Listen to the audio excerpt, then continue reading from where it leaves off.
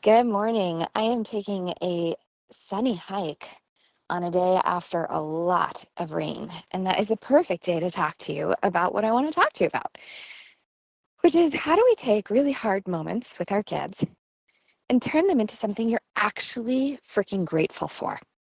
Because they expose something that needs to be learned and they give you a pathway to just get 1% better.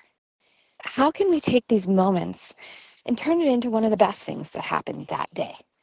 It's actually a lot more possible than you might think. And I was just thinking about this last night because my 15-year-old is homesick yet again, like third time in 2 week period where he's in and out of school, in and out of school. And my husband's kind of going batty with it. So I realized all of a sudden, like, oh, wait a minute. This is great.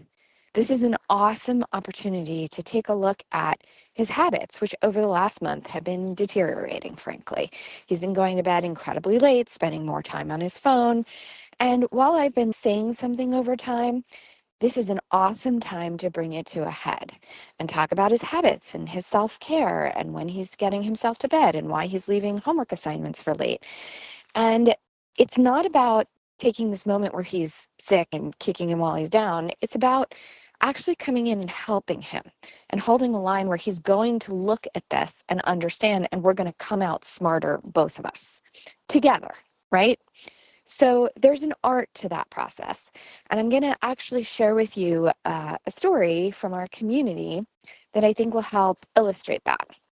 So also, just a couple of days ago, there's a mom in our community whose tween son wound up going on Discord. He was talking to a friend, and he wound up writing a note that said, F her, about his mom. Mom saw the note. Mom wasn't too pleased. They wound up having a disagreement about it, as you can imagine. And so the kid storms off. And then later that night, the kid writes this note to the mom that's like, I'm not going to discuss this. I'm a horrible person. I made a terrible mistake. Take everything away from me. Ban me from everything for the next 10 years.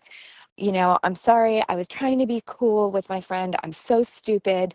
Signed, your not loving, not smart son.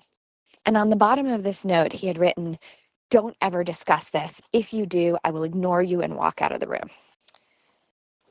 Mom got the note and was like, right? So frustrating, so hard. You're mad at him. You feel bad at him. You don't want him to be like, being so harsh about himself. And by the way, how did this even become about him? Because like he did this to you, right? It's just like a whole messy story.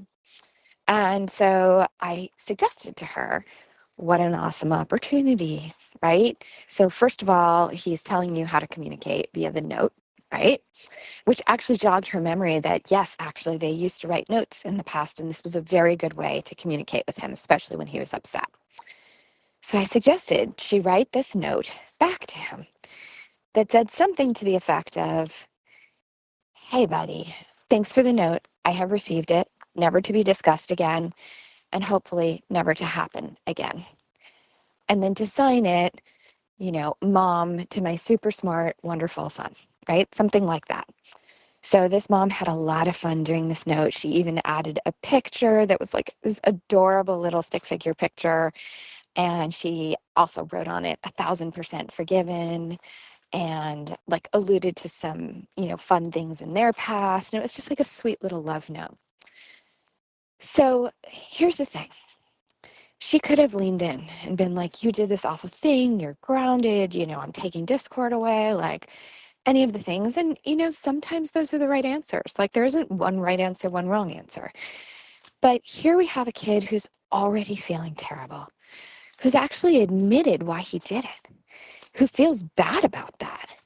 And this is an awesome opportunity for her to stand by his side and say, hey, buddy, I know you're about to be a teenager and I'm here for you. You're going to make mistakes, and I'm going to forgive you. But I'm not just going to forgive you. I'm also going to expect you to learn the lesson. And so that is like carefully seated in there. And I think that that's a really beautiful way to take these hard moments and turn them into something better.